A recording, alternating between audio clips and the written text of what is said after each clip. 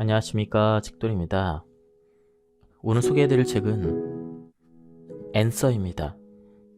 저자는 운 고쿠사이, 출판사는 알렉스 앤 북입니다.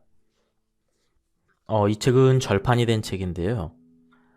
제가 어렵게 구해서 읽어드리게 되었습니다. 굉장히 흥미로운 내용의 책인데요. 한번 보도록 하겠습니다. 저자는 1973년 홋카이도에서 태어났는데요. 그래픽 디자이너로 일하다 광고회사에 입사했습니다. 세로토닌 결핍에 의한 기억장애를 계기로 어느 날 갑자기 영적인 깨달음을 체험합니다. 바로 자신의 수호령과 대화를 할 수 있게 된 것인데요. 이 책은 그 대화를 담은 책입니다. 그럼 바로 본문을 보겠습니다. 자네는 지금 무엇을 바라고 있지? 수호령인 당신과 좀 더 원활히 커뮤니케이션을 하고 싶어. 유감이지만 그런 사고방식으로는 갈 길이 멀었어. 갈 길이 멀다고? 사고방식의 문제만이 아니야. 소망을 이루기 위해서는 약간의 요령이 필요해. 요령이라니? 세상은 신이 만든 법칙에 의해서만 움직여. 하지만 그 말을 뒤집어 생각해보면 현실이 어떻게 만들어지는가를 알 수가 있어. 그것을 잘 이용하면 어느 정도 현실을 컨트롤할 수가 있어. 정말? 계속해봐. 우선 이 세상은 저 세상의 일부라는 거야. 이 세상, 저 세상이라는 말로 구분되어 마치 별개처럼 생각되지만 사실 이 두 세상, 그 두 개를 가르는 경계선은 존재하지 않아. 밀접하게 관계에서 성립된 하나라고 볼 수가 있어. 사회라는 커다란 틀 안에 회사가 있듯 저 세상이라는 틀 안에 이 세상이 존재하는 거야. 그래서 이 세상의 법칙은 기본적으로 저 세상의 법칙과 같아. 그 법칙이라는 게 뭐지? 자신의 생각, 그 자체가 자신의 현실을 만든다는 법칙이야. 자네가 무언가를 생각하면 우주가 그 생각을 그대로 반영해. 그래서 현실로 만들어내지. 이것은 지구에 비유하면 만류 인력의 법칙과 같은 자연 법칙이라 할 수가 있어. 그런 자각이 있든 없든 그것과는 무관하게 우주는 자네의 사고를 근간으로 자네의 현실을 창조해내. 이것이 기본 법칙이야. 바라면 바랄수록 꿈은 더 멀리 도망을 가. 꿈이나 희망을 쫓는 게 아니야. 저절로 찾아오도록 불러들여야 되는 거야. 자네가 무언가를 생각하면 우주가 그 생각을 그대로 반영해서 현실을 만들어내지. 여기서 그대로라는 말이 아주 중요해. 우주는 바보같이 매우 정직해서 융통성이라는 것이 없어. 따라서 자네가 생각한 그대로를 만들어내지. 자네는 수호령과 좀 더 원활한 커뮤니케이션을 하고 싶다라고 바랬지? 그래서 우주는 수호령과 좀 더 원활한 커뮤니케이션을 바라는 상황을 그대로 만들어내고 있는 거야. 알겠어?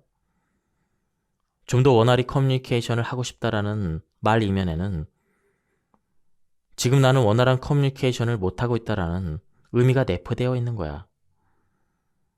따라서 원활한 커뮤니케이션을 하지 못하는 현실이 그대로 만들어진 거야. 재밌지 않아? 인간은 욕심을 내면 끝내 실패하고 말아. 그 이유는 여기에 있어. 이 메커니즘을 내가 자네에게 얼마나 보여줬는데 그런데 좀처럼 알아차리지 못하더군. 한 가지 예를 더 들어볼까? 도박. 자네는 한때 도박에 빠졌지? 그때 아주 혹독한 일을 겪었을 거야. 이 정도로 말하면 이해할까? 맞아. 욕심을 내면 낼수록 돈을 잃었어. 오히려 여유가 있을 때가 자주 땄는데 말이야. 그래. 돈에 여유가 있을 때는 스스로 나는 돈이 있다라는 생각에 여유를 갖게 돼. 그래서 금전적으로 여유가 있는 상태가 너무도 간단히 이어지지. 반대로 더 많은 돈을 원하다 이런 생각을 갖고 그 생각이 강해질수록 더 많은 돈을 바라는 상태가 되는 거야. 점차 긴박한 현실에 처하고 말지. 부자와 가난한 사람을 키워드로 생각해보면 좀 더 명확히 알 수 있지 않을까? 부자는 자신에게 돈이 많다고 생각해. 따라서 돈에 궁핍하지 않은 현실이 주어져서 여유롭게 지낼 수가 있어. 한편 자신을 가난하다고 생각하는 사람은 돈 버는 일을 매우 어렵게 생각해.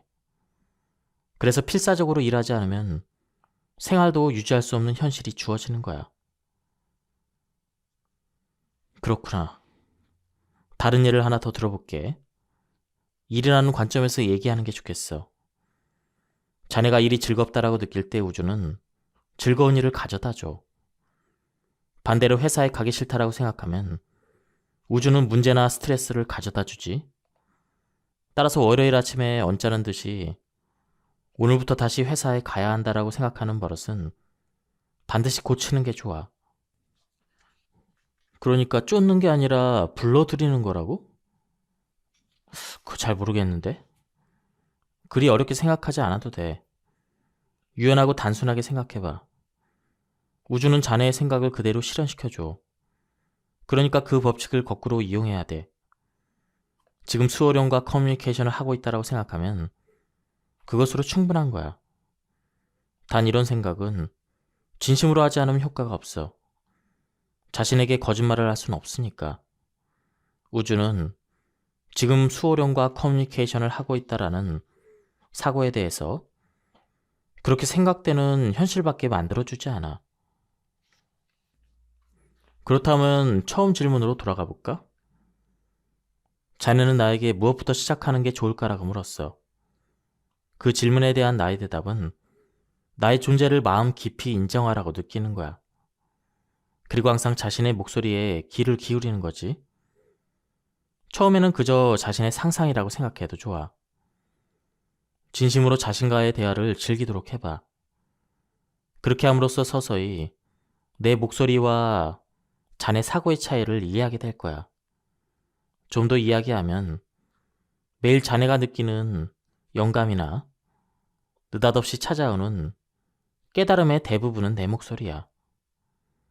어떤 일을 하려고 할 때 잠깐만 이런 방법도 있어라는 식으로 자네 마음속에서 다른 방법들이 떠오를 때 그 가운데 하나는 내 목소리야. 물론 알아차리지 못하는 경우도 있지만 분명 내 목소리를 알아듣는 경우도 있어.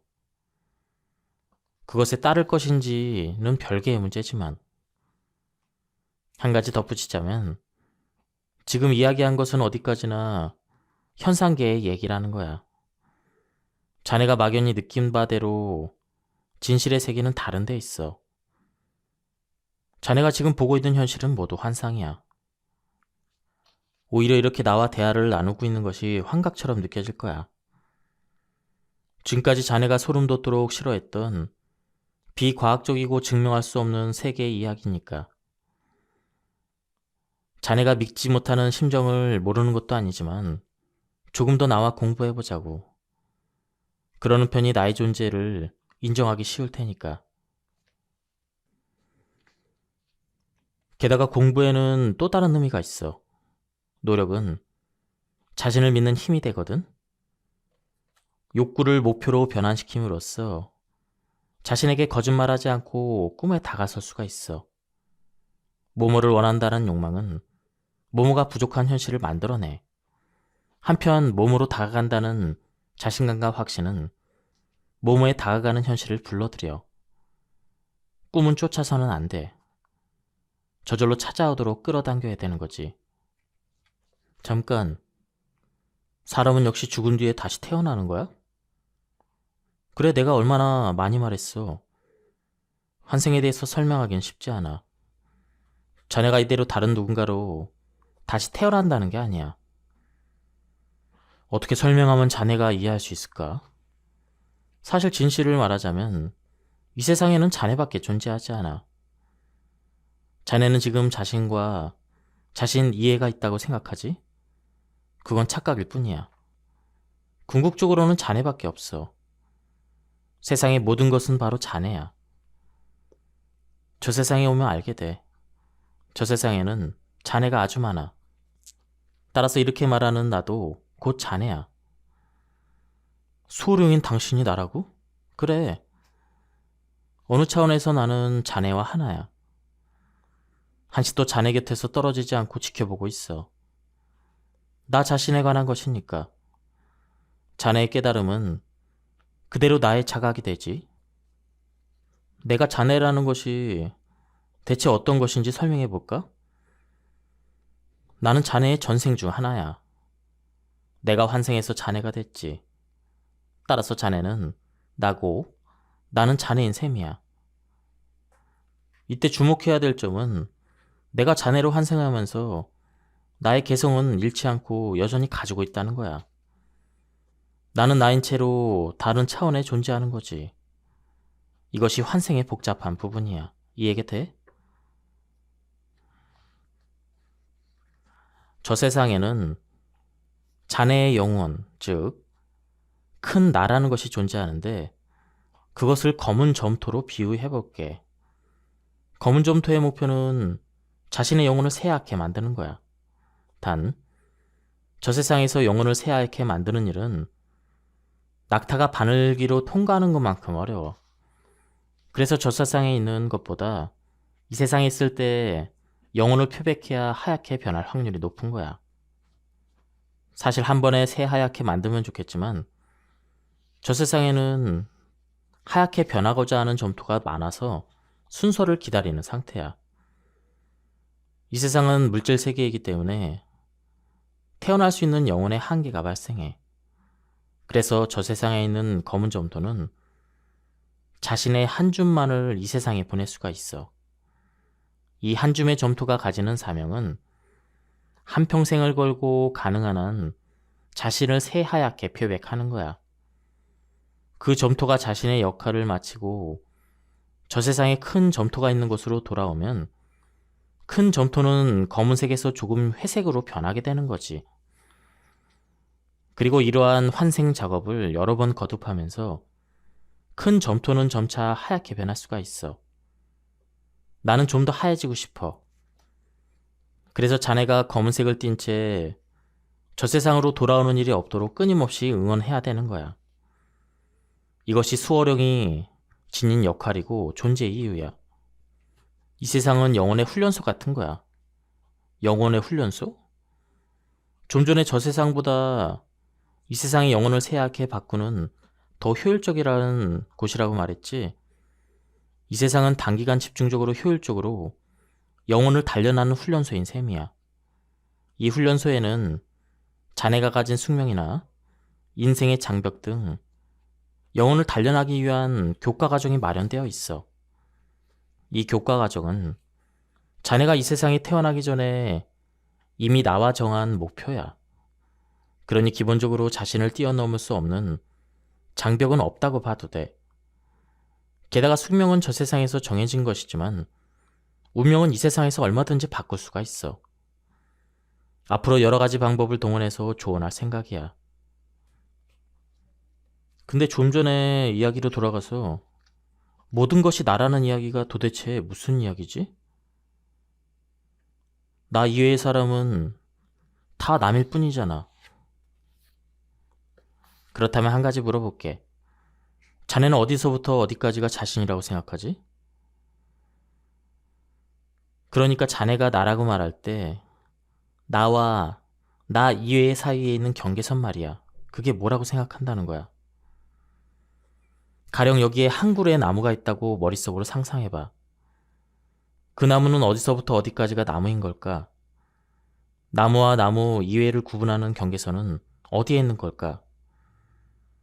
자네보다 엄청난 크기로 웅장하게 우뚝 서 있는 나무도 시간을 이전으로 돌리면 아주 먼 옛날에는 단 하나의 작은 씨앗이었을 거야. 씨앗이 땅에 떨어지고 거기에 비와 비슷한 햇살이 비추고 이윽고 싹이 트겠지. 그 싹이 자라 모종이 되고 모종은 무럭무럭 자라 나무가 돼.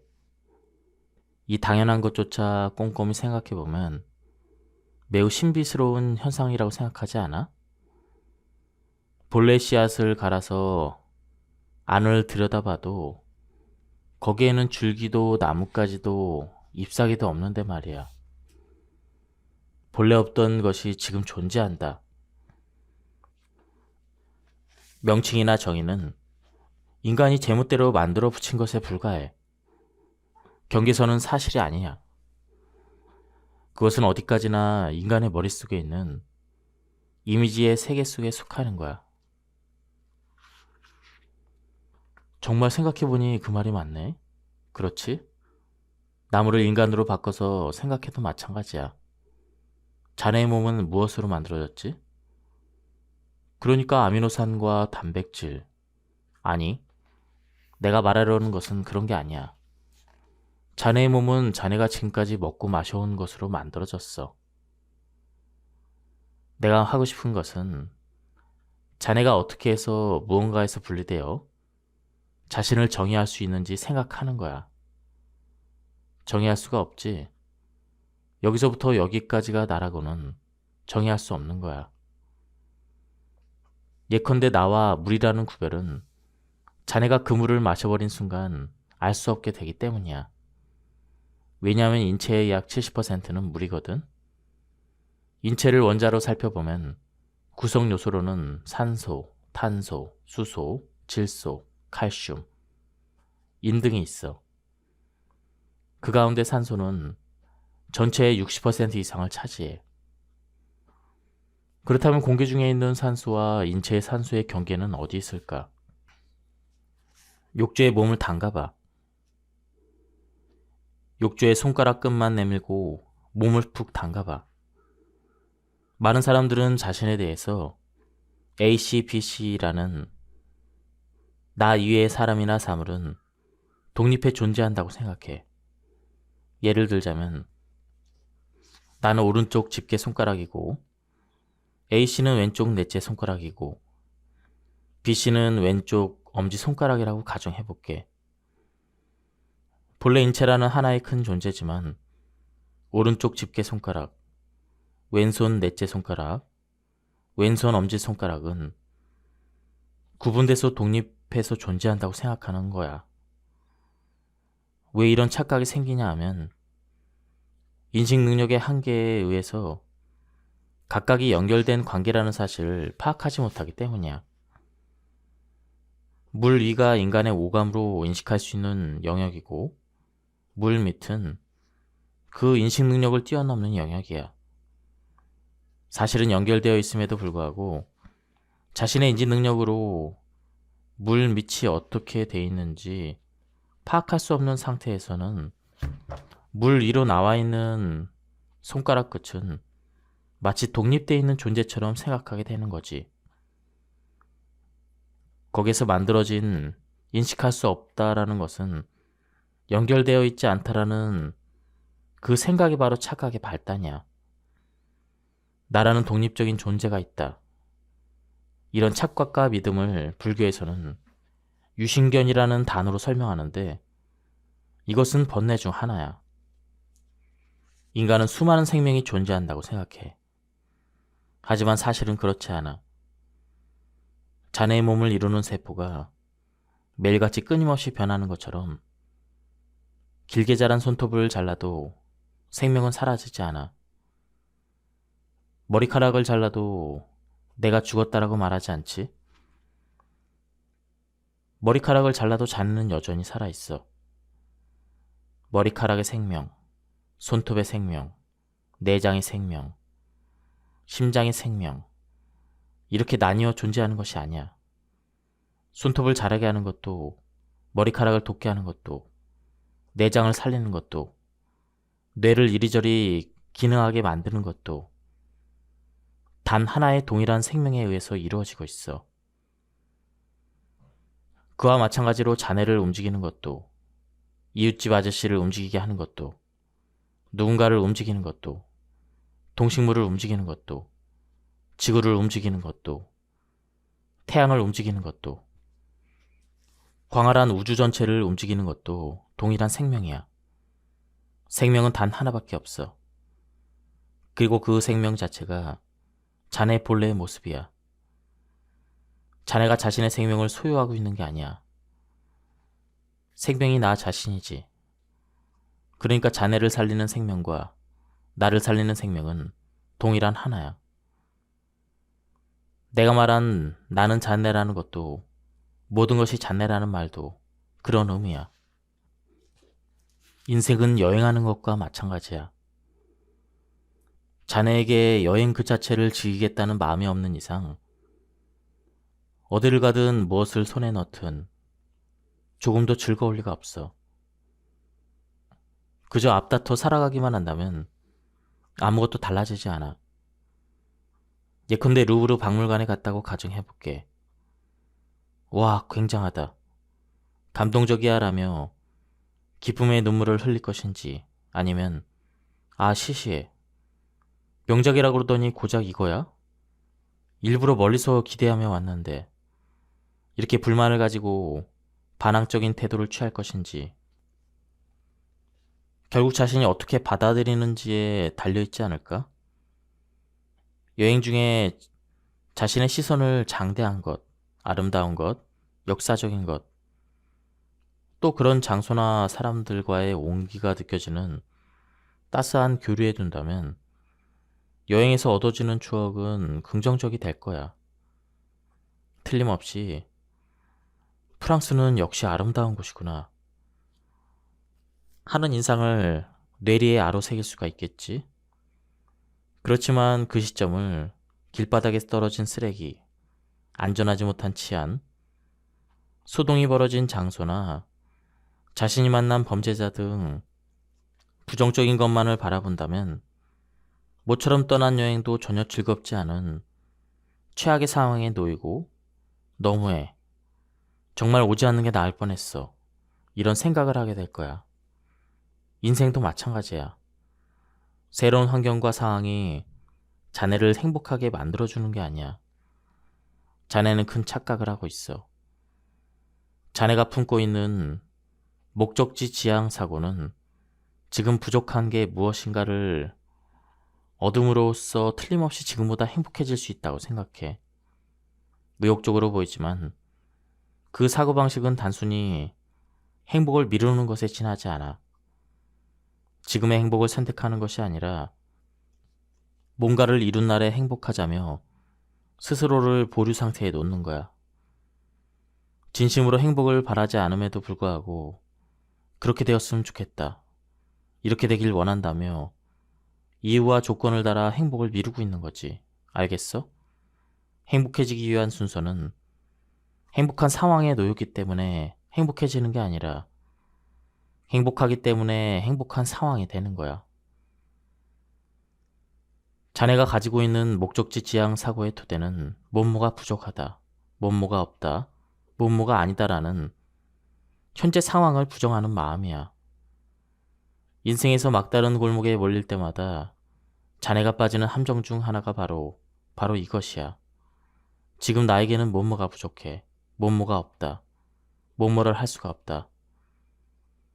이 말 뒤에 마음 깊은 곳에서는 따라서 나는 행복해질 수 없다라는 마음이 생겨나는 거야.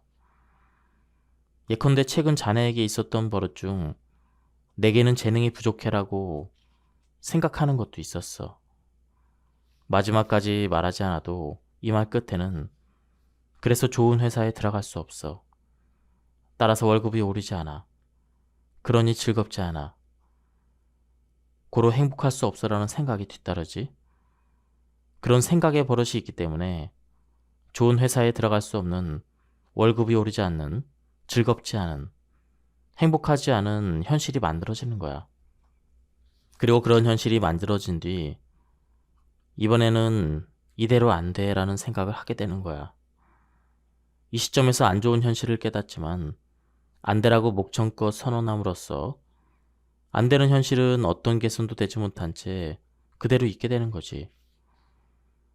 그리고 자네의 머릿속에서는 이 같은 현실은 뭔가 부족하기 때문이다.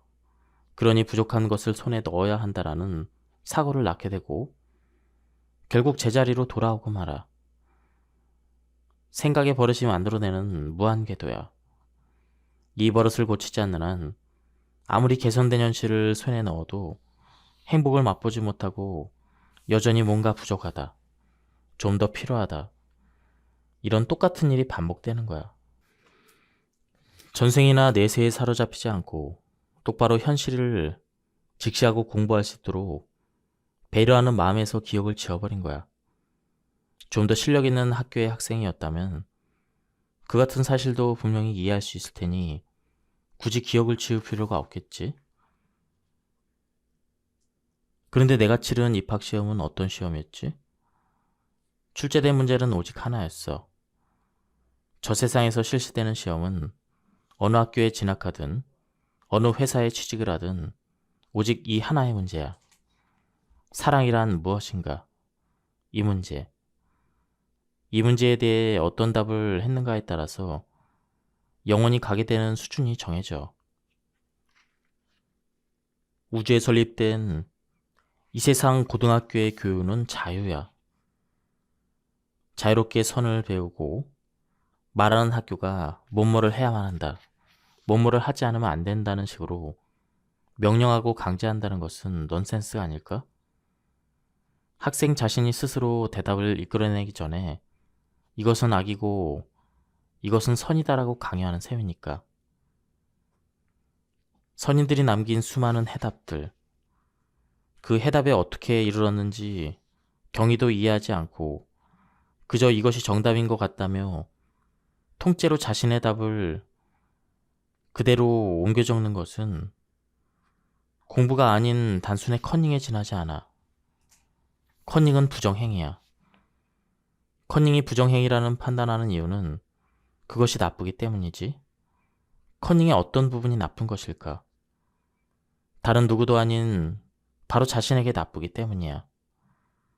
누군가를 속이는 것이 아니라 자기 자신에게 거짓말을 하고 자신을 죽이기에 진실을 보지 못해. 공부했다라는 착각에 빠짐으로써 진실을 알려고 하지 않기 때문에 자신이 알고 있는 것이라 확신하게 만들기 때문에 자신에게 나쁜 짓이야. 그 본질을 이해하지 못하면서도 그것이 답이라고 굳게 믿어서 문제가 조금만 달라져도 자신의 힘으로는 대답을 이끌어내지 못해 커닝하게 되지. 패닉 상태에 빠져도 자신이 어째서 그 상태에 빠졌는지도 이해할 수 없어. 계속 자신을 속이고 커닝을 해온 결과야. 그 해답지가 훌륭하다. 아니, 저 해답지에 도움을 받을 수 있다며 답만 찾아 헤맨들 자네는 조금도 현명해지지 않아. 명언, 격언 찾기도 좋겠지만 그 대답을 암기보다는 그 대답이 왜 거기에 이르게 되었는가를 생각해야 돼. 진정한 행복이란 무엇일까? 행복이란 그 재능에 비례한다. 나의 가설은 이것이야. 행복은 음악이나 스포츠, 예술처럼 재능이라고 생각해. 음악적 재능이 있는 사람에게 악보나 악기를 빼앗아도 머릿속에서 울리는 음악을 멈추게 할 수 없듯 행복이라는 이름의 재능을 가진 사람에게서 무엇을 빼앗든 결코 불행하게 만들 수 없어. 행복이라는 재능이 풍부한 사람은 무엇을 하든 어디에 있든 행복할 수가 있어. 그 모습을 곁에서 바라보는 사람들은 매우 행복해하는 그를 보고 그의 주변 환경은 행복하다라는 착각을 하면서 앞에서 말한 행복은 경우에 비례한다는 가설을 갖게 돼. 행복한 사람은 행복한 환경에 둘러싸여 있기보다는 행복이라는 재능이 풍부한 거야. 어떤 환경에 놓여 있는가에 의해서 행복해지는 게 아니라 행복의 재능이 뛰어날수록 좋은 환경에 놓인다고 할 수가 있어. 집착하지 않는 사람. 머리로는 이해했어요. 하지만 그만둘 수가 없어요. 이 말이 의미하는 바를 살펴보면 이해했다라고 말하는 것은 그만두는 것이 자신에게 좋다라는 사실입니다. 달리 말하면 그만두는 것이 자신에게 좋다는 것을 알고 있지만 역시 그만둘 수 없다는 얘기죠. 이것은 이해하지 못한 상태입니다. 정말로 이해했다면 이미 훨씬 전에 그만둬야 했습니다. 그만둘 수 없다는 말은 어딘지 그만두지 않는 것이 좋다라고 생각하기 때문이죠. 그와 동시에 그만두지 못했기에 나 자신에게 나쁘다라는 생각도 합니다. 생각이 현실을 만든다면 부분적으로 자신에게 나쁘다는 생각을 가지고 있기에 어딘가에서 나쁜 결과를 불러들이는 것도 당연한 일입니다. 사람은 하나의 사고와 행동 속에 좋은 것과 나쁜 것이 공존한다는 사실을 무심코 잊습니다. 어쨌든 지금 다시 한번 나 자신에게 좋은 것은 무엇인가를 생각해보면 머리로는 이해했어요. 하지만 그만둘 수 없어요 라는 이상한 사고에서 벗어날 수가 있습니다. 혹시 매트릭스라는 영화 봤어? 그 영화 스토리 기억해? 아, 매트릭스. 키아누 리브스가 허리 뒤로 젖히면서 날아오는 총알을 피하는 그 영화. 그래, 맞아. 매트릭스는 그 머릿속 세계를 그대로 표현하고 있어. 자네가 살고 있는 것은 현실이 아니야. 그 영화와 마찬가지로 매트릭스가 그려낸 가상현실을 살고 있는 거지. 그 영화는 어떤 의미에서 실화라고 할 수가 있어. 거짓말이 아니야.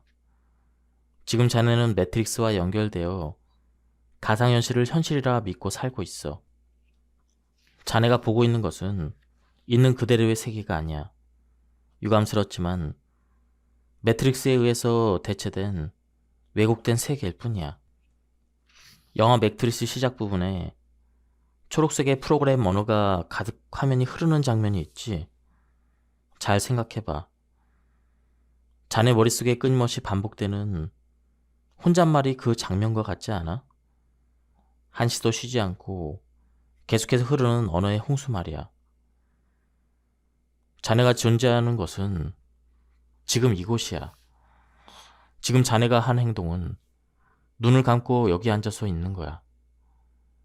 그런데 자네는 지금 여기에 있는 소리나 향기, 공기나 피부에 닿는 촉감, 이러한 것들을 잊고 사고가 만들어낸 세계에서 현실성을 느끼고 그 세계에 살고 있어. 영화 매트릭스에 나오는 프로그램은 바로 인간의 사고야. 인생 속에서 형성된 상식이나 믿음, 가치관이나 선입관, 불안과 희망, 그들 사고에 의해서 엮인 끝없는 혼잣말이 그대로 매트릭스가 돼서 눈앞에 나타나는 거지. 수많은 인간이 보고 있는 이 세계는 있는 그대로 현실이 아니라 매트릭스에 의해서 각색된 이야기, 즉 인생 극장이야. 재밌는 드라마나 영화를 보고 있을 때 자신도 모르는 사이에 몰두하고 완전히 이야기 속에 빠져들어 등장인물의 감정이입이 될 거야. 모니터에 흐르는 영상과 음성에 이끌려서 손에 땀을 쥐기도 하고 가슴이 빠르게 뛰기도 하고 때로는 등장인물과 같은 기분이 돼서 화를 내기도 하고 웃기도 하고 슬퍼하기도 하지. 그것과 완전히 같은 상태야. 자네는 자신의 진짜 모습을 완전히 잊고 인생이라는 이야기 속에서 자신이라는 캐릭터를 연기하는 것에 지나지 않아. 눈앞에 있는 상황에 의미를 부여하고 자신이 부여한 그 의미에 기뻐하고 슬퍼하는 거지. 그럼 매트릭스와 연결되어 있는 내가 그 세뇌에서 도망쳐 현실 세계로 돌아가기 위해서는 어떻게 하면 되지?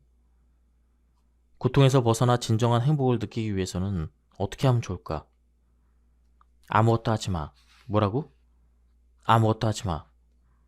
아무것도 하지 않으면 아무것도 달라지지 않아. 그 발상이 이미 스미스 요원이 만들어 놓은 함정이야. 뭐라고? 자네는 항상 행복해지기 위해서는 무언가를 하지 않으면 안 된다고 생각해왔어. 그러나 그것은 요원이 설치해둔 교묘한 함정이야. 이 말을 자네는 쉽게 받아들일 수 없을 거야. 하지만 결론부터 말할게. 자네는 이미 매우 행복한 상태에 있어. 왜냐하면 행복은 자네와 동떨어진 그 어떤 것이 아니라 자네의 존재 자체가 행복이기 때문이야. 단지 그것을 자각하고 떠올리는 것을 교묘한 수법을 동원해 요원이 방해하고 있을 뿐이지. 그중 하나가 행복해지기 위해서는 무언가를 해야만 한다라고 세뇌하는 거야. 행복해지기 위해서는 행복해지기 위한 원인이 있어야 돼. 그 원인을 정확히 파악하지 않는 한 자네는 행복을 손에 넣을 수 없다. 이 같은 교묘한 관념을 심어줌으로써 인류는 오랜 세월에 걸쳐 행복은 자신과 동떨어진 존재하는 특별한 것이라는 잘못된 가치관을 가지고 살아온 거야. 자기 자신이 행복이지만 행복은 지금 자신 손 안에 없는 무엇이라고 믿는 거지. 요원은 늘 자네에게 꿈을 이루면 당신은 행복해질 수 있다라고 말하지. 이 말을 뒤집어 보면 꿈이 이루어지지 않는 한 당신은 행복해질 수 없다는 거야. 하지만 이것은 거짓말이야. 꿈이 이루어지지 않아도 행복해질 수가 있어. 아무것도 하지 않아도 행복해질 수가 있어. 상황과 행복은 전혀 무관한 거야. 그러나 세뇌에 완전히 사로잡혀서 행복해지기 위해서는 그에 상응하는 인과관계가 필요하다라는 잘못된 인식을 가지고 소망하는 현실이라는 끝도 없는 여행을 떠나게 돼. 꿈을 이루기 위해서 어느 때는 끈기와 노력을, 어느 때는 신에게 기도를, 어느 때는 점을, 어느 때는 주문을, 어느 때는 고행을, 어느 때는 사고의 컨트롤을, 어느 때는 감정의 컨트롤을, 어느 때는 유체이탈을, 어느 때는 부정적인 관념 뜯어고치기나 삭제를, 이렇게 행복하기 위해 수많은 시행착오를 반복하지. 그러나 이 논리는 행복은 새롭게 손에 넣을 필요가 있을 것이라는 근원적 오류 위에 성립된 함정에 지나지 않아. 행복은 새로 손에 넣어야 하는 것이 아니라 이미 손에 쥐고 있는 것, 아니, 자신이야. 남자는 더 이상 남자가 될 수 없어. 무언가를 하기 전부터 이미 남자이기 때문이지. 인간은 인간이 될 수 없어. 조건을 충족시키기 이전에 이미 인간이기 때문이야. 그것과 마찬가지로 행복은 더 이상 행복해질 수 없어. 무언가를 하기 전에 이미 행복하기 때문에 행복해지기 위한 방법, 어떻게 하면 그렇게 되는가? 무엇을 하면, 무엇을 이루면 행복해질 수 있는가? 하는 방법 찾기에 힘을 쏟아도 결코 그 답을 찾을 수가 없어. 아니야, 그렇지 않아. 그렇게 말하지만 실제로 나는 그렇게 행복하지 않은걸? 자네가 행복하다고 느끼지 못하는 것은 단지 자신이 행복하다는 사실을 인정하지 않기 때문이야. 행복에서 시선을 외면하고 있을 뿐이지. 자, 자신이 행복하다는 사실을 솔직히 인정해봐. 내가 행복하다는 것을 솔직히 인정한다? 어때? 행복을 인정하려니까 요원이 집요하게 무슨 말을 들어도 나는 행복하지 않아라는 사고에 잠기도록 세뇌를 반복하지 않아?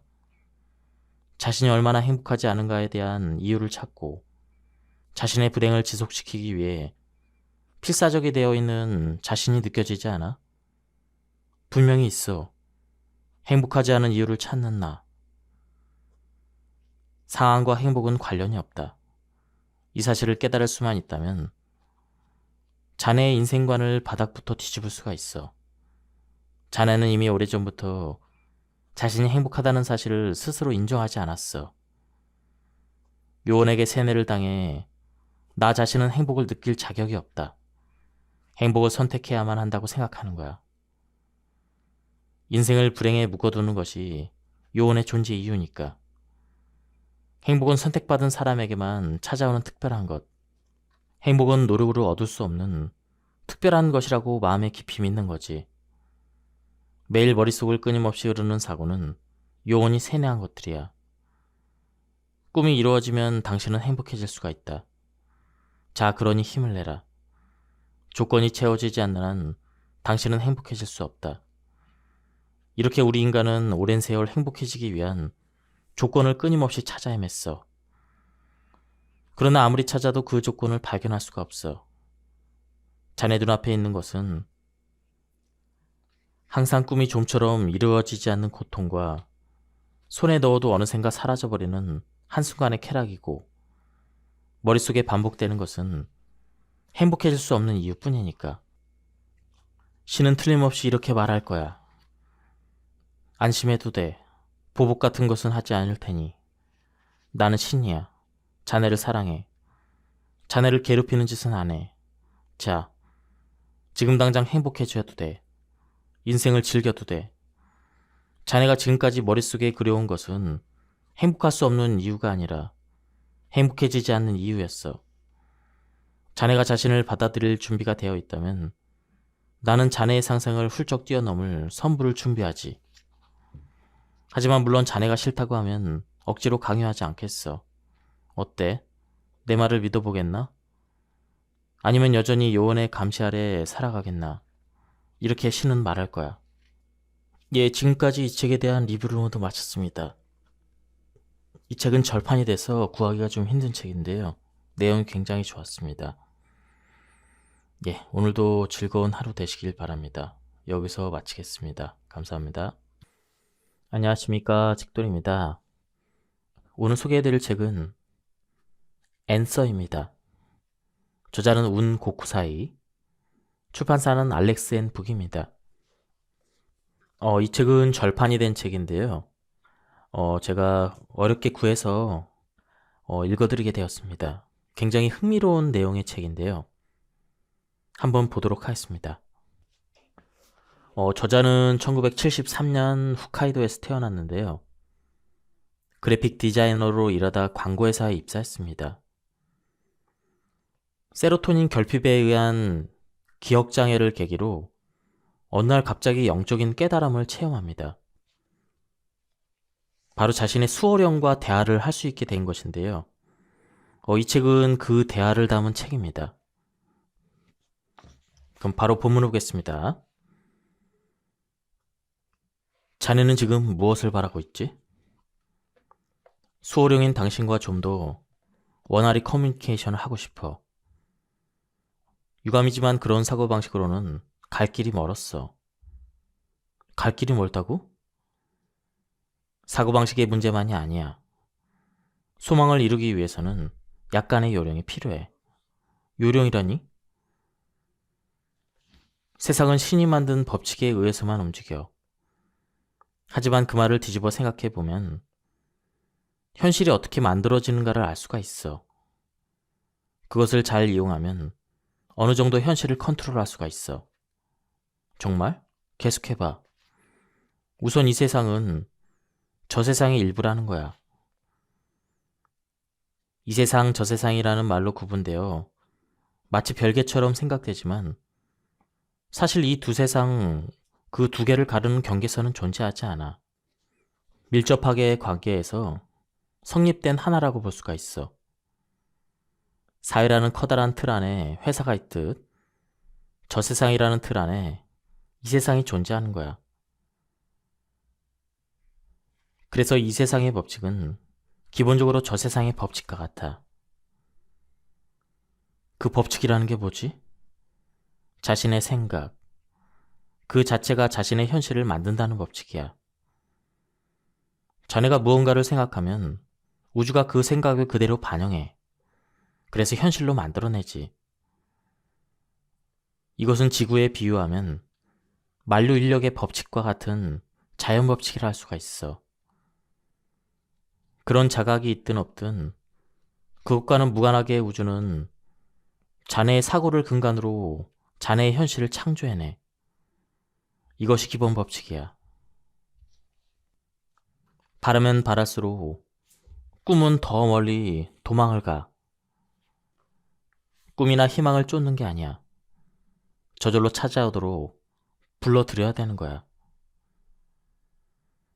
자네가 무언가를 생각하면 우주가 그 생각을 그대로 반영해서 현실을 만들어내지.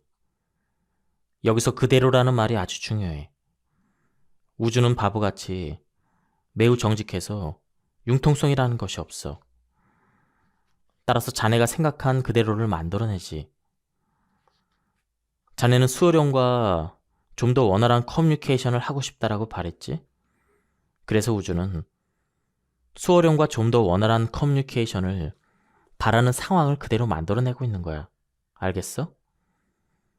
좀 더 원활히 커뮤니케이션을 하고 싶다라는 말 이면에는 지금 나는 원활한 커뮤니케이션을 못하고 있다라는 의미가 내포되어 있는 거야. 따라서 원활한 커뮤니케이션을 하지 못하는 현실이 그대로 만들어진 거야. 재밌지 않아? 인간은 욕심을 내면 끝내 실패하고 말아.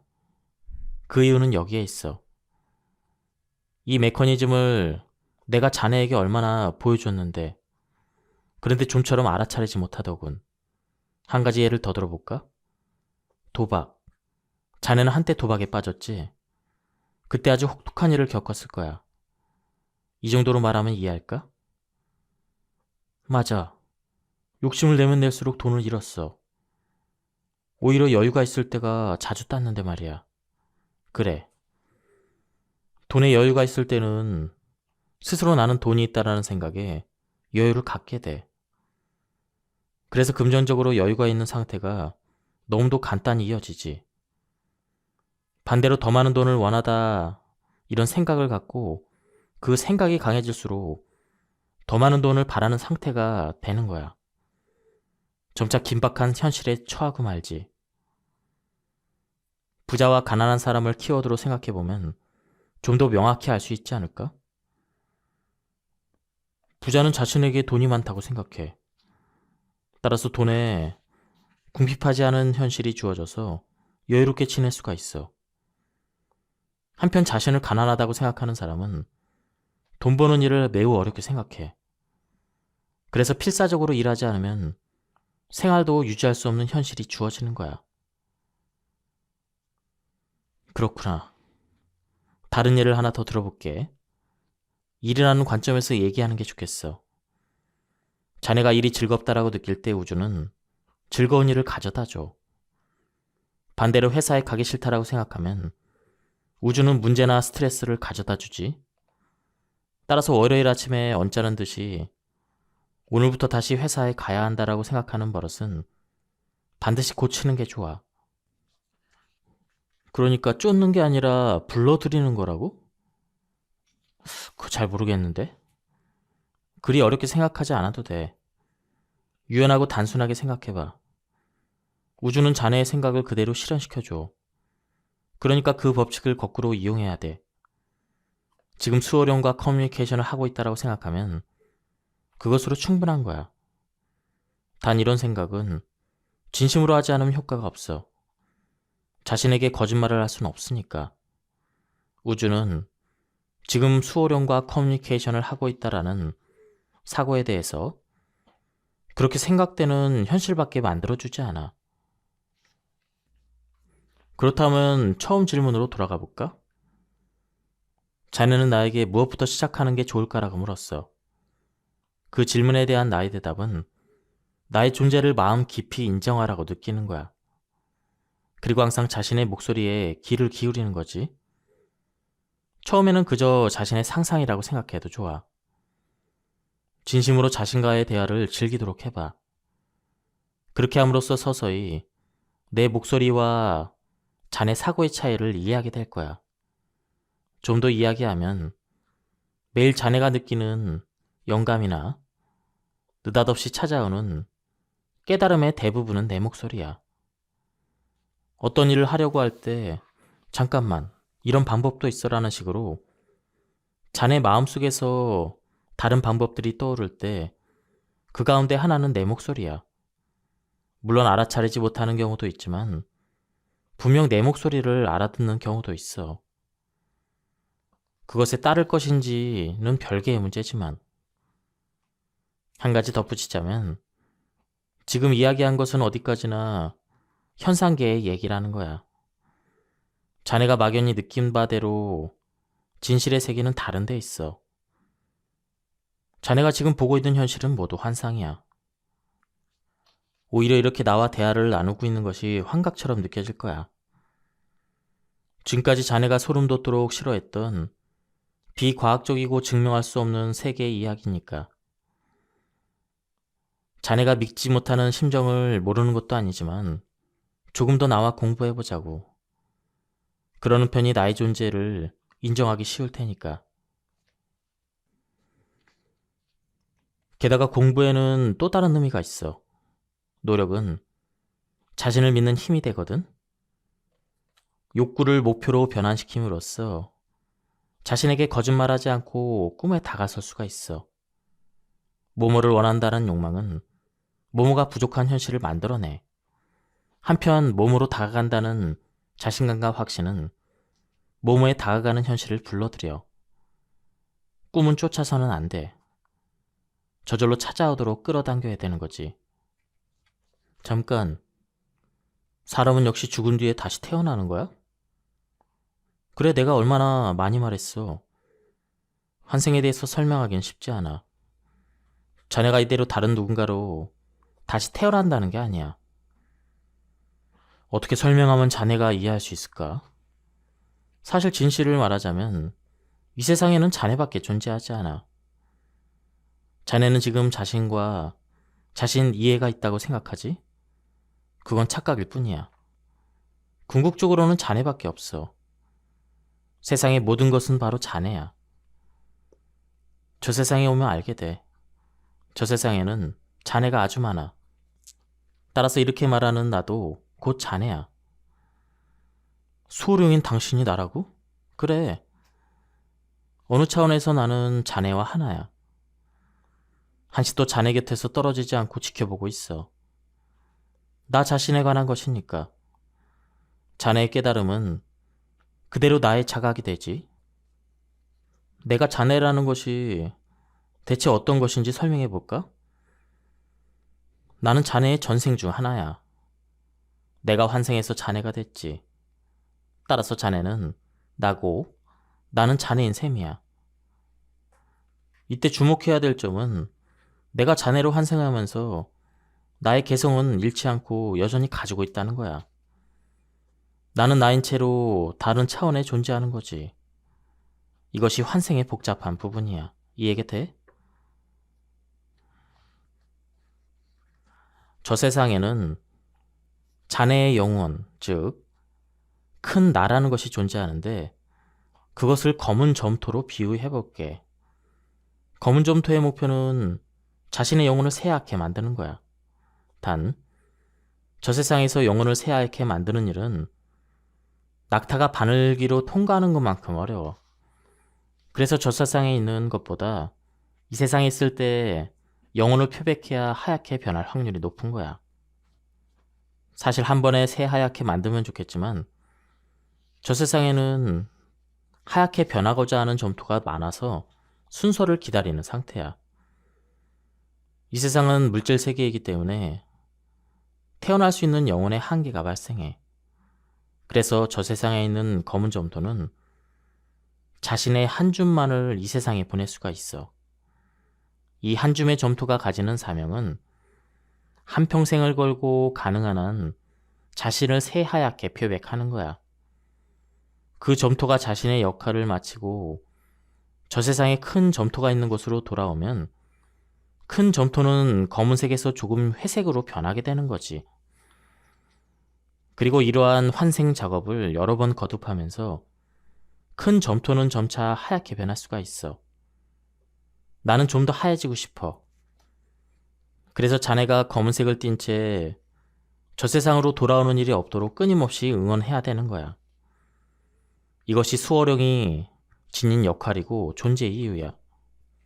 이 세상은 영혼의 훈련소 같은 거야. 영혼의 훈련소?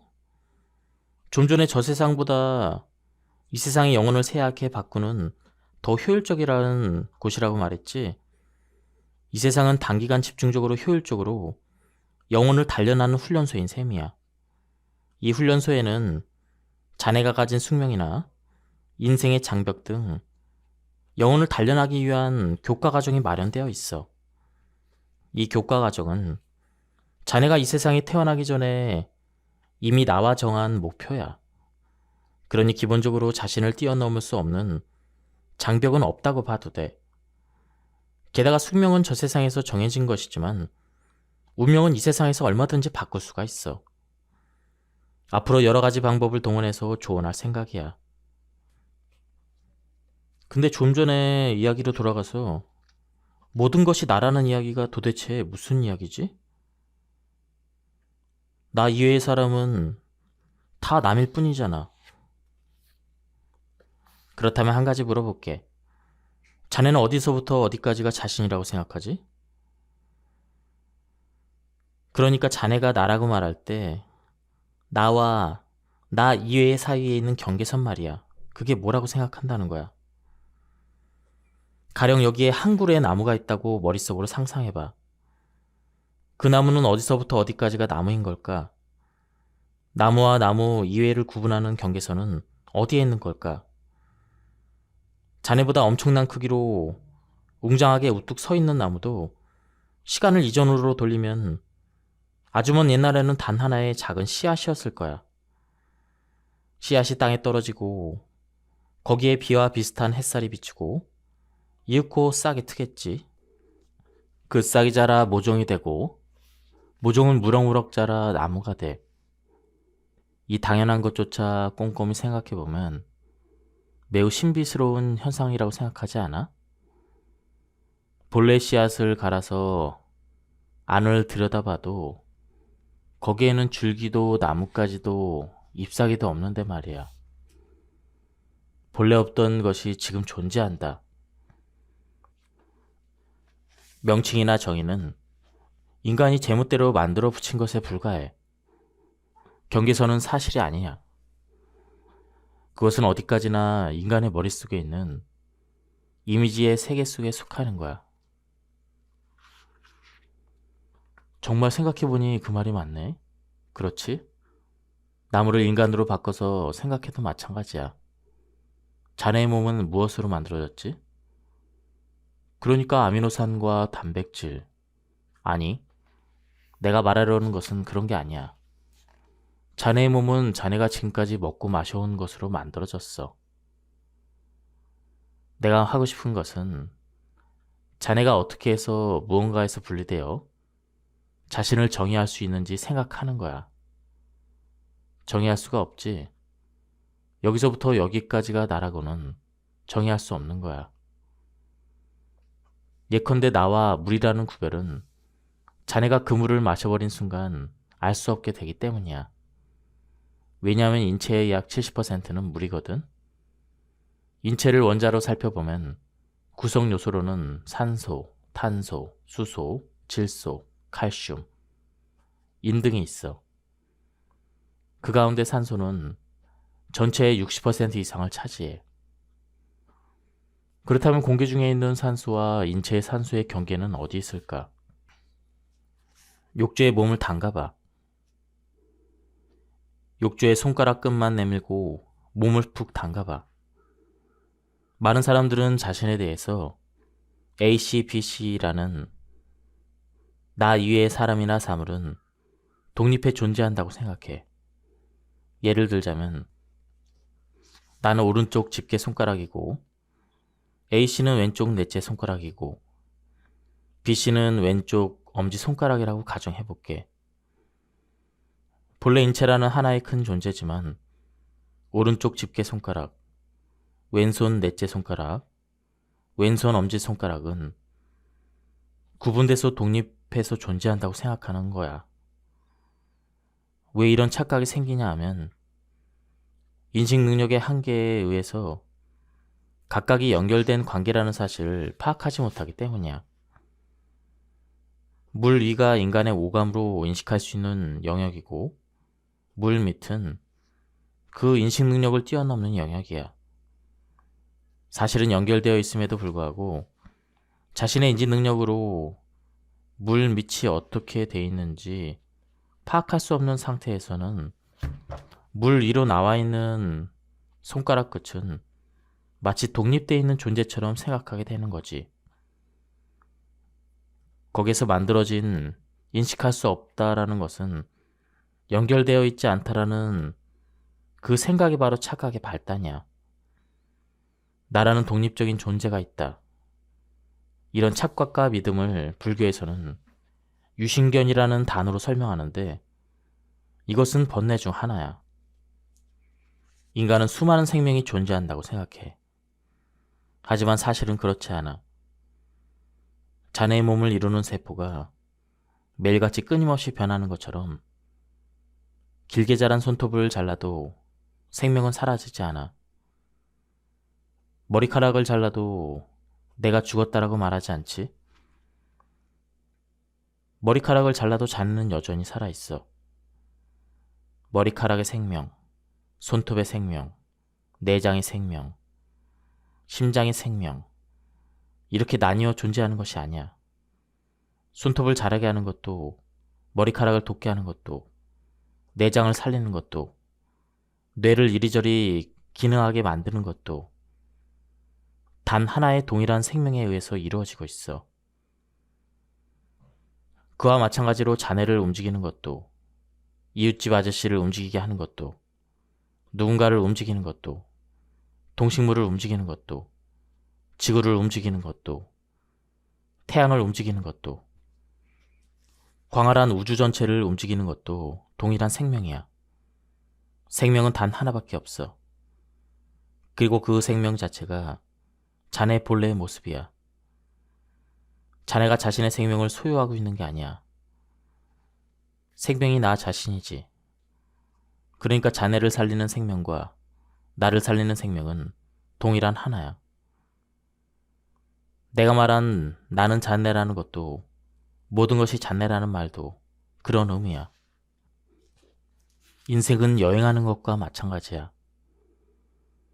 자네에게 여행 그 자체를 즐기겠다는 마음이 없는 이상 어디를 가든 무엇을 손에 넣든 조금도 즐거울 리가 없어.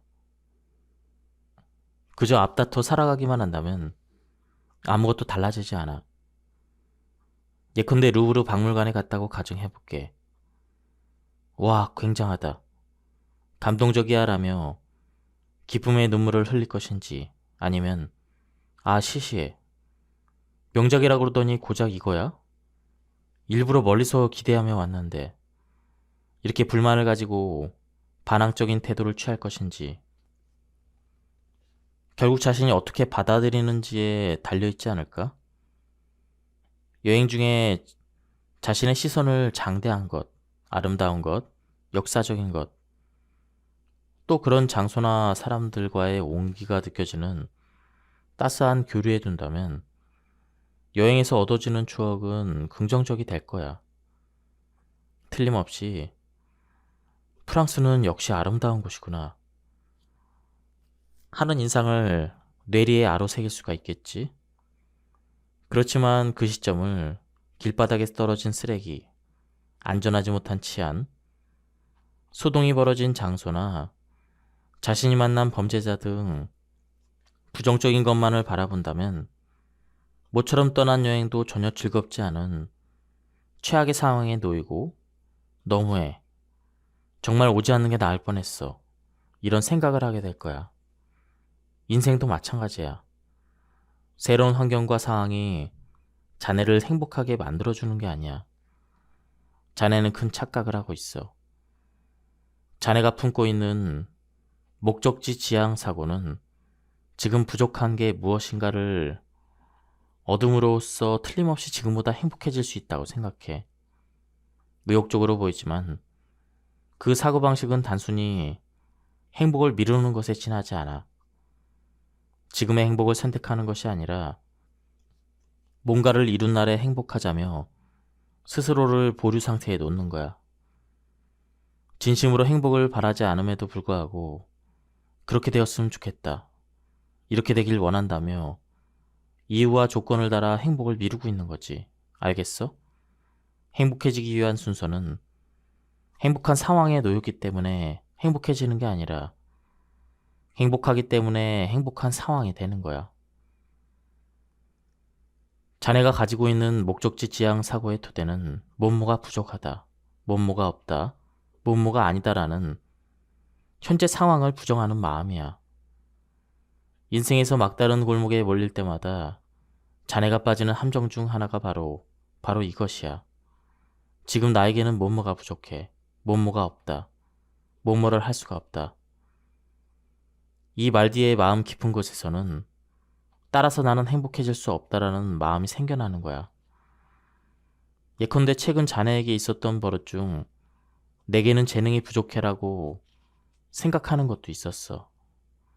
마지막까지 말하지 않아도 이 말 끝에는 그래서 좋은 회사에 들어갈 수 없어. 따라서 월급이 오르지 않아. 그러니 즐겁지 않아. 고로 행복할 수 없어라는 생각이 뒤따르지. 그런 생각의 버릇이 있기 때문에 좋은 회사에 들어갈 수 없는, 월급이 오르지 않는, 즐겁지 않은, 행복하지 않은 현실이 만들어지는 거야. 그리고 그런 현실이 만들어진 뒤 이번에는 이대로 안 돼라는 생각을 하게 되는 거야. 이 시점에서 안 좋은 현실을 깨닫지만 안 되라고 목청껏 선언함으로써 안 되는 현실은 어떤 개선도 되지 못한 채 그대로 있게 되는 거지. 그리고 자네의 머릿속에서는 이 같은 현실은 뭔가 부족하기 때문이다. 그러니 부족한 것을 손에 넣어야 한다라는 사고를 낳게 되고 결국 제자리로 돌아오고 말아. 생각의 버릇이 만들어내는 무한궤도야. 이 버릇을 고치지 않는 한 아무리 개선된 현실을 손에 넣어도 행복을 맛보지 못하고 여전히 뭔가 부족하다. 좀 더 필요하다. 이런 똑같은 일이 반복되는 거야. 전생이나 내세에 사로잡히지 않고 똑바로 현실을 직시하고 공부할 수 있도록 배려하는 마음에서 기억을 지워버린 거야. 좀 더 실력 있는 학교의 학생이었다면 그 같은 사실도 분명히 이해할 수 있을 테니 굳이 기억을 지울 필요가 없겠지. 그런데 내가 치른 입학시험은 어떤 시험이었지? 출제된 문제는 오직 하나였어. 저 세상에서 실시되는 시험은 어느 학교에 진학하든 어느 회사에 취직을 하든 오직 이 하나의 문제야. 사랑이란 무엇인가? 이 문제. 이 문제에 대해 어떤 답을 했는가에 따라서 영원히 가게 되는 수준이 정해져. 우주에 설립된 이 세상 고등학교의 교육은 자유야. 자유롭게 선을 배우고 말하는 학교가 뭐뭐를 해야만 한다. 뭐뭐를 하지 않으면 안 된다는 식으로 명령하고 강제한다는 것은 넌센스 아닐까? 학생 자신이 스스로 대답을 이끌어내기 전에 이것은 악이고 이것은 선이다라고 강요하는 셈이니까. 선인들이 남긴 수많은 해답들, 그 해답에 어떻게 이르렀는지 경위도 이해하지 않고 그저 이것이 정답인 것 같다며 통째로 자신의 답을 그대로 옮겨 적는 것은 공부가 아닌 단순의 커닝에 지나지 않아. 커닝은 부정행위야. 커닝이 부정행위라는 판단하는 이유는 그것이 나쁘기 때문이지. 커닝의 어떤 부분이 나쁜 것일까? 다른 누구도 아닌 바로 자신에게 나쁘기 때문이야.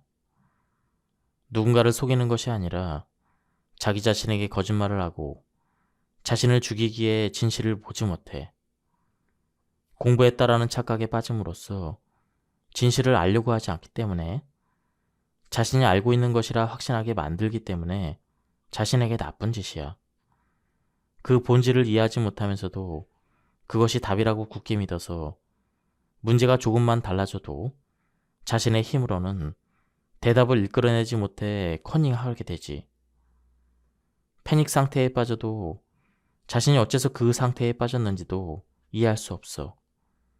계속 자신을 속이고 커닝을 해온 결과야.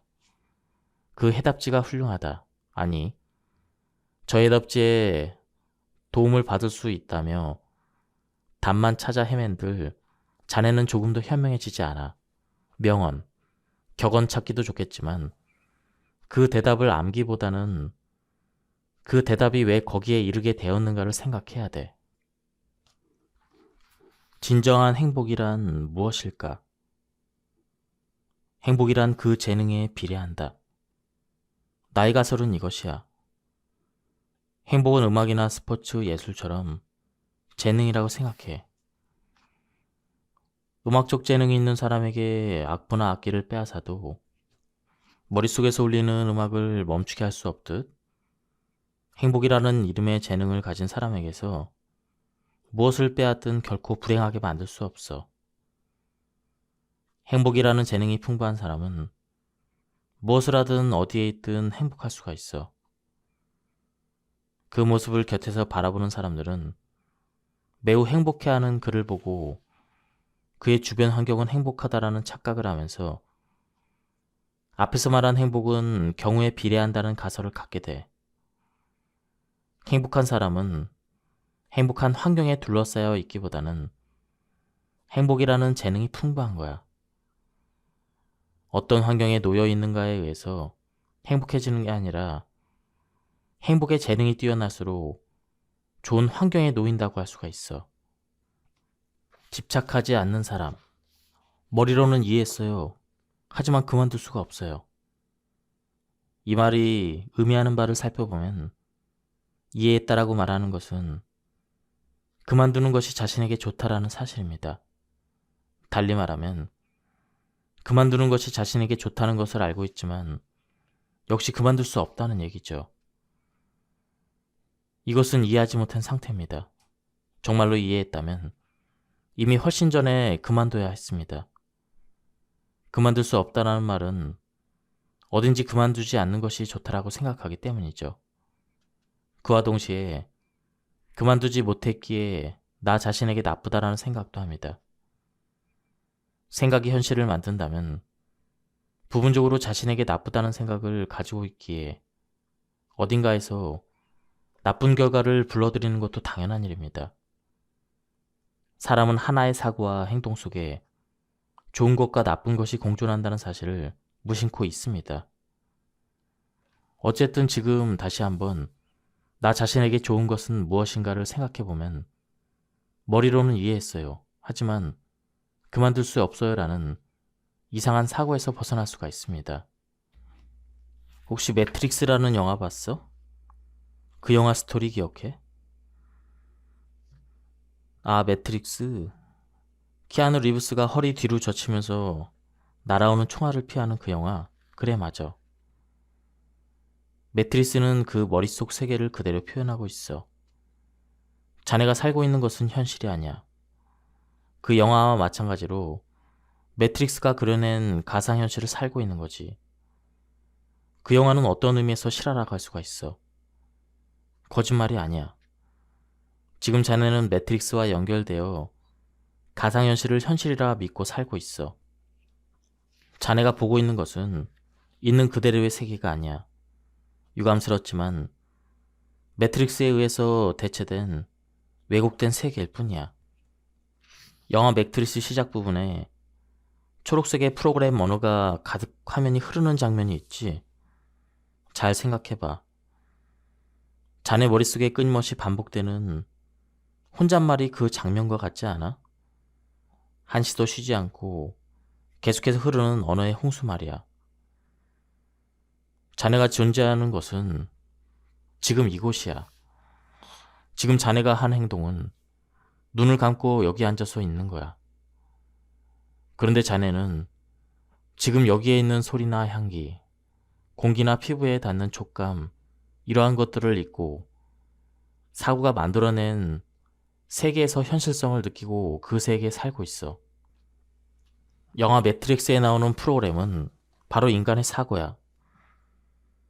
인생 속에서 형성된 상식이나 믿음, 가치관이나 선입관, 불안과 희망, 그들 사고에 의해서 엮인 끝없는 혼잣말이 그대로 매트릭스가 돼서 눈앞에 나타나는 거지. 수많은 인간이 보고 있는 이 세계는 있는 그대로 현실이 아니라 매트릭스에 의해서 각색된 이야기, 즉 인생 극장이야. 재밌는 드라마나 영화를 보고 있을 때 자신도 모르는 사이에 몰두하고 완전히 이야기 속에 빠져들어 등장인물의 감정이입이 될 거야. 모니터에 흐르는 영상과 음성에 이끌려서 손에 땀을 쥐기도 하고 가슴이 빠르게 뛰기도 하고 때로는 등장인물과 같은 기분이 돼서 화를 내기도 하고 웃기도 하고 슬퍼하기도 하지. 그것과 완전히 같은 상태야. 자네는 자신의 진짜 모습을 완전히 잊고 인생이라는 이야기 속에서 자신이라는 캐릭터를 연기하는 것에 지나지 않아. 눈앞에 있는 상황에 의미를 부여하고 자신이 부여한 그 의미에 기뻐하고 슬퍼하는 거지. 그럼 매트릭스와 연결되어 있는 내가 그 세뇌에서 도망쳐 현실 세계로 돌아가기 위해서는 어떻게 하면 되지? 고통에서 벗어나 진정한 행복을 느끼기 위해서는 어떻게 하면 좋을까? 아무것도 하지 마. 뭐라고? 아무것도 하지 마. 아무것도 하지 않으면 아무것도 달라지지 않아. 그 발상이 이미 스미스 요원이 만들어 놓은 함정이야. 뭐라고? 자네는 항상 행복해지기 위해서는 무언가를 하지 않으면 안 된다고 생각해왔어. 그러나 그것은 요원이 설치해둔 교묘한 함정이야. 이 말을 자네는 쉽게 받아들일 수 없을 거야. 하지만 결론부터 말할게. 자네는 이미 매우 행복한 상태에 있어. 왜냐하면 행복은 자네와 동떨어진 그 어떤 것이 아니라 자네의 존재 자체가 행복이기 때문이야. 단지 그것을 자각하고 떠올리는 것을 교묘한 수법을 동원해 요원이 방해하고 있을 뿐이지. 그중 하나가 행복해지기 위해서는 무언가를 해야만 한다라고 세뇌하는 거야. 행복해지기 위해서는 행복해지기 위한 원인이 있어야 돼. 그 원인을 정확히 파악하지 않는 한 자네는 행복을 손에 넣을 수 없다. 이 같은 교묘한 관념을 심어줌으로써 인류는 오랜 세월에 걸쳐 행복은 자신과 동떨어진 존재하는 특별한 것이라는 잘못된 가치관을 가지고 살아온 거야. 자기 자신이 행복이지만 행복은 지금 자신 손 안에 없는 무엇이라고 믿는 거지. 요원은 늘 자네에게 꿈을 이루면 당신은 행복해질 수 있다라고 말하지. 이 말을 뒤집어 보면 꿈이 이루어지지 않는 한 당신은 행복해질 수 없다는 거야. 하지만 이것은 거짓말이야. 꿈이 이루어지지 않아도 행복해질 수가 있어. 아무것도 하지 않아도 행복해질 수가 있어. 상황과 행복은 전혀 무관한 거야. 그러나 세뇌에 완전히 사로잡혀서 행복해지기 위해서는 그에 상응하는 인과관계가 필요하다라는 잘못된 인식을 가지고 소망하는 현실이라는 끝도 없는 여행을 떠나게 돼. 꿈을 이루기 위해서 어느 때는 끈기와 노력을, 어느 때는 신에게 기도를, 어느 때는 점을, 어느 때는 주문을, 어느 때는 고행을, 어느 때는 사고의 컨트롤을, 어느 때는 감정의 컨트롤을, 어느 때는 유체 이탈을, 어느 때는 부정적인 관념 뜯어고치기나 삭제를, 이렇게 행복하기 위해 수많은 시행착오를 반복하지. 그러나 이 논리는 행복은 새롭게 손에 넣을 필요가 있을 것이라는 근원적 오류 위에 성립된 함정에 지나지 않아. 행복은 새로 손에 넣어야 하는 것이 아니라 이미 손에 쥐고 있는 것, 아니, 자신이야. 남자는 더 이상 남자가 될 수 없어. 무언가를 하기 전부터 이미 남자이기 때문이지. 인간은 인간이 될 수 없어. 조건을 충족시키기 이전에 이미 인간이기 때문이야. 그것과 마찬가지로 행복은 더 이상 행복해질 수 없어. 무언가를 하기 전에 이미 행복하기 때문에 행복해지기 위한 방법, 어떻게 하면 그렇게 되는가? 무엇을 하면, 무엇을 이루면 행복해질 수 있는가? 하는 방법 찾기에 힘을 쏟아도 결코 그 답을 찾을 수가 없어. 아니야, 그렇지 않아. 그렇게 말하지만 실제로 나는 그렇게 행복하지 않은걸? 자네가 행복하다고 느끼지 못하는 것은 단지 자신이 행복하다는 사실을 인정하지 않기 때문이야. 행복에서 시선을 외면하고 있을 뿐이지. 자, 자신이 행복하다는 사실을 솔직히 인정해봐. 내가 행복하다는 것을 솔직히 인정한다? 어때? 행복을 인정하려니까 요원이 집요하게 무슨 말을 들어도 나는 행복하지 않아라는 사고에 잠기도록 세뇌를 반복하지 않아? 자신이 얼마나 행복하지 않은가에 대한 이유를 찾고 자신의 불행을 지속시키기 위해 필사적이 되어 있는 자신이 느껴지지 않아? 분명히 있어. 행복하지 않은 이유를 찾는 나. 상황과 행복은 관련이 없다. 이 사실을 깨달을 수만 있다면 자네의 인생관을 바닥부터 뒤집을 수가 있어. 자네는 이미 오래전부터 자신이 행복하다는 사실을 스스로 인정하지 않았어. 요원에게 세뇌를 당해 나 자신은 행복을 느낄 자격이 없다. 행복을 선택해야만 한다고 생각하는 거야. 인생을 불행에 묶어두는 것이 요원의 존재 이유니까. 행복은 선택받은 사람에게만 찾아오는 특별한 것. 행복은 노력으로 얻을 수 없는 특별한 것이라고 마음에 깊이 믿는 거지. 매일 머릿속을 끊임없이 흐르는 사고는 요원이 세뇌한 것들이야. 꿈이 이루어지면 당신은 행복해질 수가 있다. 자, 그러니 힘을 내라. 조건이 채워지지 않는 한 당신은 행복해질 수 없다. 이렇게 우리 인간은 오랜 세월 행복해지기 위한 조건을 끊임없이 찾아 헤맸어. 그러나 아무리 찾아도 그 조건을 발견할 수가 없어. 자네 눈앞에 있는 것은 항상 꿈이 좀처럼 이루어지지 않는 고통과 손에 넣어도 어느샌가 사라져버리는 한순간의 쾌락이고, 머릿속에 반복되는 것은 행복해질 수 없는 이유뿐이니까. 신은 틀림없이 이렇게 말할 거야. 안심해도 돼. 보복 같은 것은 하지 않을 테니. 나는 신이야. 자네를 사랑해. 자네를 괴롭히는 짓은 안 해. 자, 지금 당장 행복해져도 돼. 인생을 즐겨도 돼. 자네가 지금까지 머릿속에 그려온 것은 행복할 수 없는 이유가 아니라 행복해지지 않는 이유였어. 자네가 자신을 받아들일 준비가 되어 있다면 나는 자네의 상상을 훌쩍 뛰어넘을 선물을 준비하지. 하지만 물론 자네가 싫다고 하면 억지로 강요하지 않겠어. 어때? 내 말을 믿어보겠나? 아니면 여전히 요원의 감시 아래 살아가겠나? 이렇게 신은 말할 거야. 예, 지금까지 이 책에 대한 리뷰를 모두 마쳤습니다. 이 책은 절판이 돼서 구하기가 좀 힘든 책인데요. 내용이 굉장히 좋았습니다. 예, 오늘도 즐거운 하루 되시길 바랍니다. 여기서 마치겠습니다. 감사합니다.